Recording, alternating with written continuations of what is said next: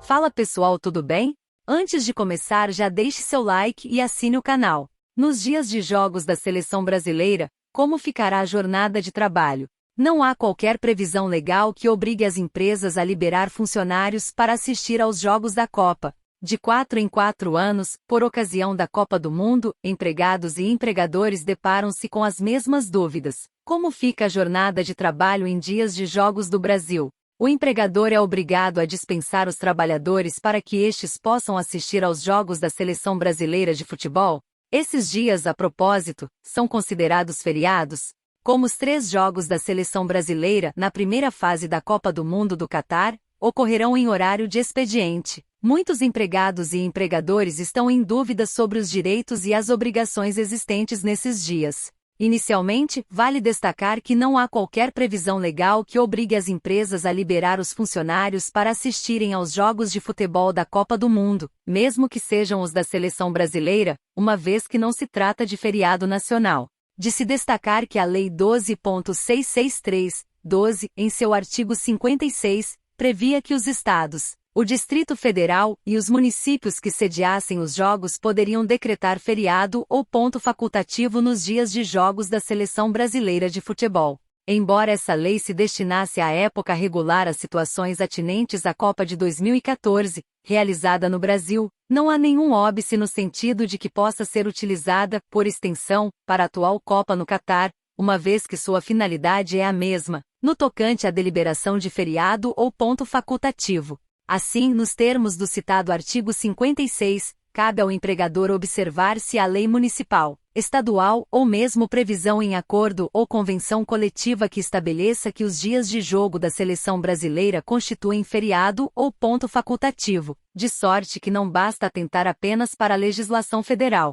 De mais a mais, vale observar que o chamado ponto facultativo é distinto para o setor público e para o setor privado. Isso porque, no caso das empresas privadas, o ponto facultativo é reputado dia útil e, como tal, produz todos os efeitos de dia útil nos contratos de trabalho. Por isso, deve o empregador, inicialmente, observar em qual situação sua empresa se enquadra, frente à existência de previsão municipal ou estadual, ou ainda, se há norma coletiva em vigor regulando a situação. Várias situações se apresentam à espécie, a saber, não havendo previsão legal estadual ou municipal, ou mesmo disposição convencional para o caso de feriado ou ponto facultativo. Caso a empresa opte por dispensar os empregados para assistir aos Jogos do Brasil, poderá exigir a compensação das horas não trabalhadas, de forma simples, ou através de banco de horas, se houver previsão convencional. B. Em sendo o dia considerado feriado municipal ou estadual, as empresas não poderão exigir o comparecimento ao trabalho, compensação das horas ou reputar as ausências ao trabalho como faltas injustificadas. C. Em havendo previsão convencional no tocante à liberação dos empregados e à forma de compensação, o negociado entre as partes deverá ser observado.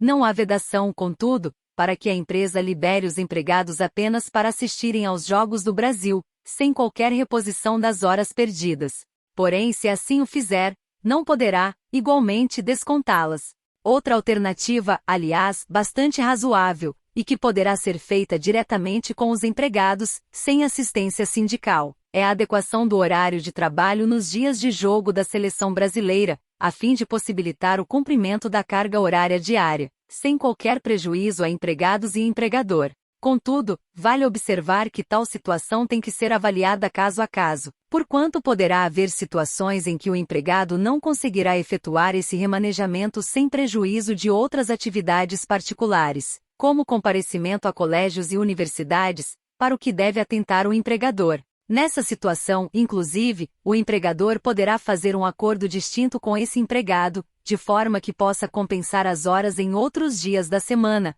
ou ainda, mantendo a jornada normal, com liberação antecipada.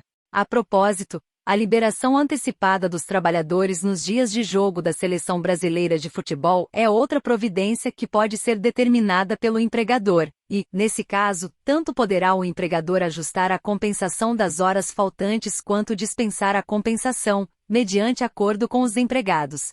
Se houver possibilidade de os empregados trabalharem em home office, esta, claro, é outra alternativa que pode ser considerada, facilitando o próprio deslocamento dos empregados em dia normalmente tumultuado. Um destaque final a ser considerado é no caso de a empresa optar por não paralisar as suas atividades, ou ainda, porque as atividades exercidas sejam essenciais, cuja suspensão acarretaria lesão a direitos da própria coletividade.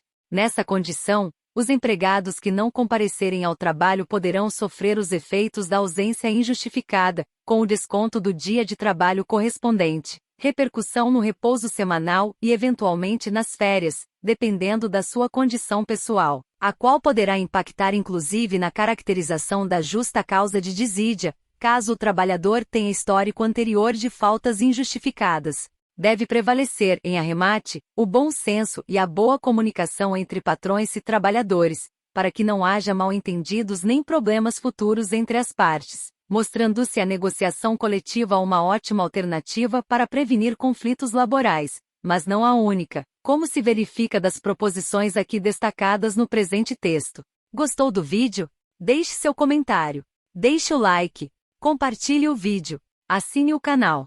Apoie a mídia independente. PX do canal, bondeacompas@gmail.com